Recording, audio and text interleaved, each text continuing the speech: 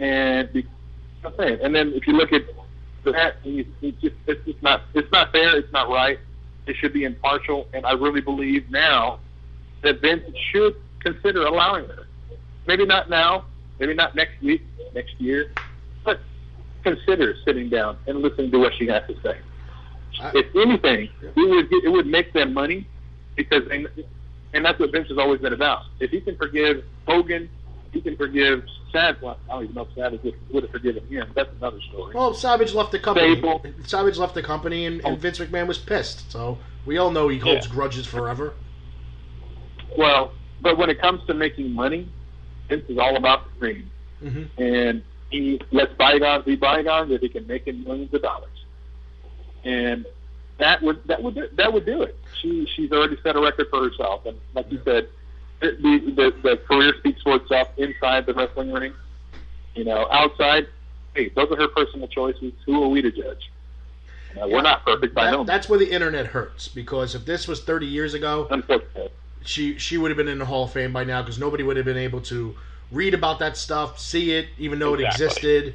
That the internet has changed things. I said it's ruined wrestling. I still stick by that. Well, but look at the fact that with a lot of the Hall of Famers that are in there, there are convicted rapists. There are people that somebody was actually killed somebody, or I don't know, a bunch of people that they're not angels by no means. Well, but they're still. You got a guy in there that's giving people hepatitis B because he does blood matches. Yeah, I mean, just look at the recent history of the WWE Hall of Fame, excluding Randy Savage being inducted this past year and Alundra Blaze. Okay, yes, it's great to be a Triple H guy. Scott Hall, absolutely notorious public problems. Yes, do we all want to wish him good health and to get better? Of course we do. Nobody wants to see anything bad happen to anybody. Nobody wants to get that message that this person died. Was what Diamond Dallas Page did for Jake and Scott great? Absolutely. Should he be put in the Hall of Fame just for that reason? Hell yeah. Yep. Hell yeah, you should. But you got Scott Hall, who's had all these problems publicly. He's in the Hall of Fame. Kevin Nash, who, obviously, great to be a Triple H guy. He got to appear at the Royal Rumble. He's in the Hall of Fame. He makes all these appearances. That's great. Now you got X-Pac. He's the last of that little clique because Michaels is in. So, do you put X-Pac in? Are you being a complete, absolute hypocrite if you put X-Pac in the Hall of Fame? I say yeah, absolutely. And I think they will too, and that's the thing. I think they will put him in there. I think they'll put him in there as like the 1, 2, 3 kid or something like that. But they'll put him in there.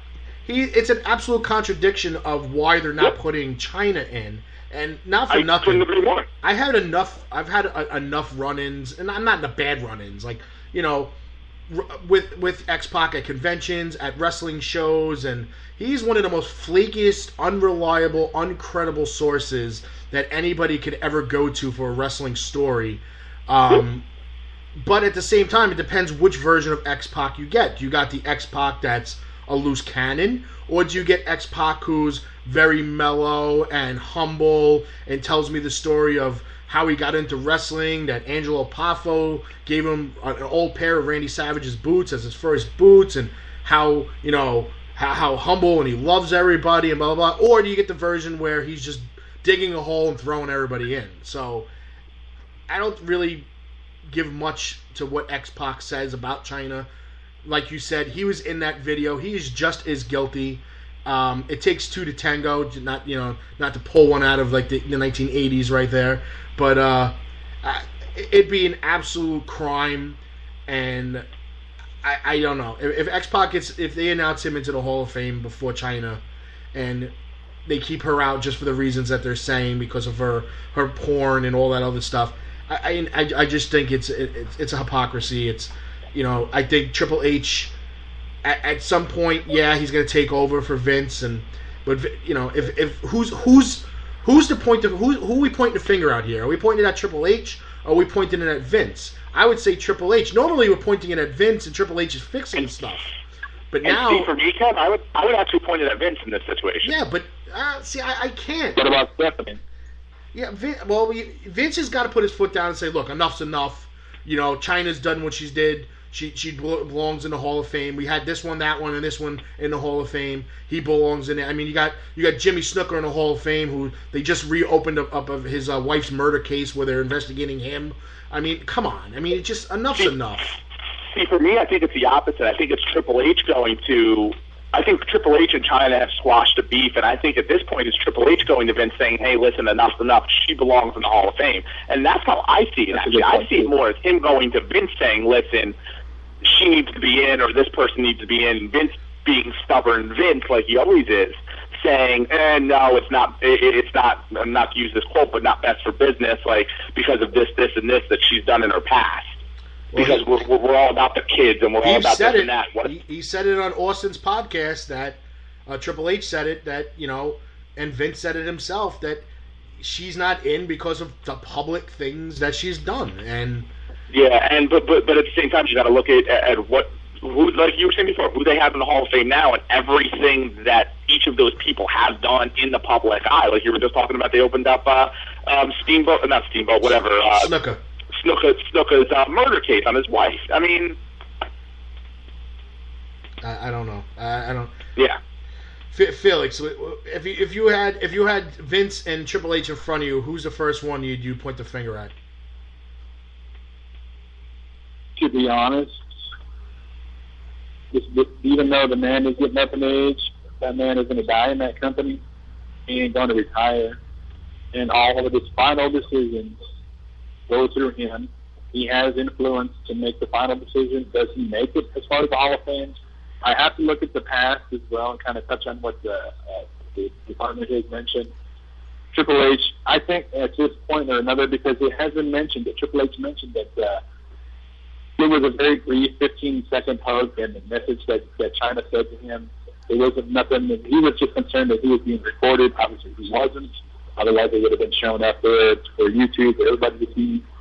But you look at over the last couple of years, Bruno Sammartino, a man who vowed never to deal with WWE ever again. You look at the Ultimate Warrior, and now they practically make him a god a year later. Mm-hmm. No offense to his family.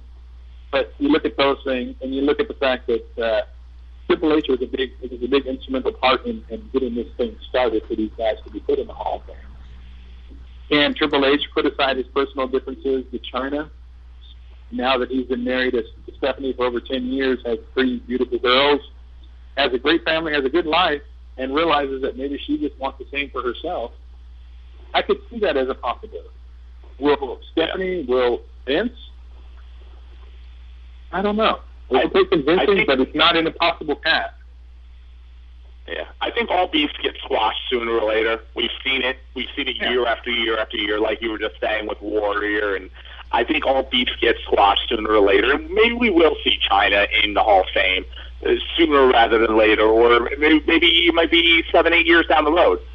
But I think all beefs will get squashed sooner or later, and we will see her in the Hall of Fame. I hope before X-Pac. Yeah, and I mean, that would be nice. not to switch topics either, but I still think that Punk will be back in the WWE. I think all those beefs will get squashed, and we'll see him back in due time. You know, I mean, everything gets squashed sooner or later. Well, look, the direction they're going with NXT and the future, you know, the future kids taking over, and they're still bringing back guys in their 40s and 50s, which I'm totally against because it blocks the path from one of these younger kids being able to advance. Your whole company is based on history. The only reason why people turn that television on is because of what they watched in the past. Yep. And you got to reward, you know, as a Met fan, I always bash the Mets for never taking care of their history, never rewarding their past players. You know, just recently after, 2009 when they got the new stadium, they started recognizing their history and being proud of it. You know, it's the same thing with WWE. You got to recognize, even if it's not for yourself, you're doing it for the fans. Because without the fans, you're not even in business. You need every single one of those fans to buy tickets, to pay for the network, to buy merchandise, whatever it is. You need that so you can continue to run your billion-dollar business and be successful. And it's all based on what people have done in the past, so the people now can turn on the television to see the people of the future. But it's not you got to take care of every fan though too. You can't take care of just the kids or just the 40-year-olds or just the mid-20s. You got to take care of every fan, and that also brings me to the point that I don't know if the company is fully satisfying all fans, or if it's even possible to satisfy every single type of fan. Look, not everybody likes John Cena. We've seen Yep. it. Cena sucks. Let's go Cena. You know what? Yep. But that's what makes it so great. As long Exactly, as and that's WWE doesn't shove it down your throat of who they should cheer for and who they should boo, let the fans make their own decisions. They're smart enough. They have the internet. They can research anything they want at any given time. They don't need WWE giving fake storylines and backgrounds of wrestlers. But here's my thing, though. I think they do shove it down your throat sometimes. Oh, they do. That's why I said they don't need to. Oh, yeah, absolutely. Because I was going to take into situation like the whole Cesaro section right now. When he was a heel, there was still a Cesaro section, and they were taking signs away from people. And I think as long as they don't shove it down your throat, like you said, I think that it can work. Yep, I'm not for this heel face nonsense. I think that should have ended a decade ago. It worked in WCW when Lex Luger would fight Sting one week, and then he'd fight Ric Flair another week, and that was him face versus heel. And why? Because people wanted to see great wrestling with great superstars. They didn't care who it was. But at the same time, Brock Lesnar's not a face, and Brock Lesnar's not a face, and he was wrestling Seth Rollins. Well, that's the way it should be. And they've sort of slowly, they haven't fully gotten away from it, but over the last year or two, they have slowly gotten away from the heel and the face thing. I mean, you're going to have your superstar, Cena. He's just superstar face. That's just the way it's going to be. He's like our modern day Hogan with the red and yellow. Okay? Absolutely. Yeah, Hogan had to turn heel to basically resurrect his career, and he had a whole second part of a career as a heel. John Cena doesn't want to do it. It maybe it's a little more touchy because of the charities and things he belongs to, and it's a lot harder for him to do as a bad guy. But like we said earlier, and Felix said earlier, what you do off camera, away from WWE, it's a different storyline. It shouldn't affect what you do on television. So I think as a heel, John Cena can still do the charity. Exactly. We said it before. K-Fab is dead. You can go outside. K-Fab is dead. That's just the way it is. The fourth wall is broken. It doesn't exist anymore. You can go on the internet and see all of this stuff. So why can't Cena be a heel, and why can't he go out and still do these charity things? Felix, why can't this happen? Tell us why you think that John Cena cannot be a heel. Besides, without mentioning the obvious, the fact that he's terrible, making them so much money. Besides the fact that he makes them a lot of money, there's really no other reason to say why he can't be other than that, and the fact that he's not ready to step away from the top of the mountain, if you will. I think he's got at least. I think it'll resurrect his career. On him. I think it'll resurrect his career. I think fans would cheer him as a heel. And put him in a match with Undertaker at WrestleMania. That would make him heel. Undertaker, as much as you guys may or may not like him, and that's fine, Undertaker will always be loved at WrestleMania, and anybody he faces will not be. That's the one. If you want a good heel turn, have him face him at WrestleMania. I agree with that. Maybe they could have had him take the street. I'm an Undertaker fan. Don't get me wrong. I loved Undertaker. I just think it's time where certain guys need to step away and call it a career. Just by their way they look in the ring. They look slow and sluggish, and every expression on their face really shows the pain that they're in. I think it's really, it's time to hang it up. And we've known from the past guys like Hogan and Ric Flair, and they just don't know when to say when. And even once a year, twice a year, if you got to wrestle once a year and it takes you 9 months for your body to recover, it's time to hang it up. Yeah, like Undertaker did 2 years ago when he fought Lesnar the first time and he was in an ambulance. I mean, Look, it is what it is. I mean, there's nothing really you could do about it. I mean, I would love for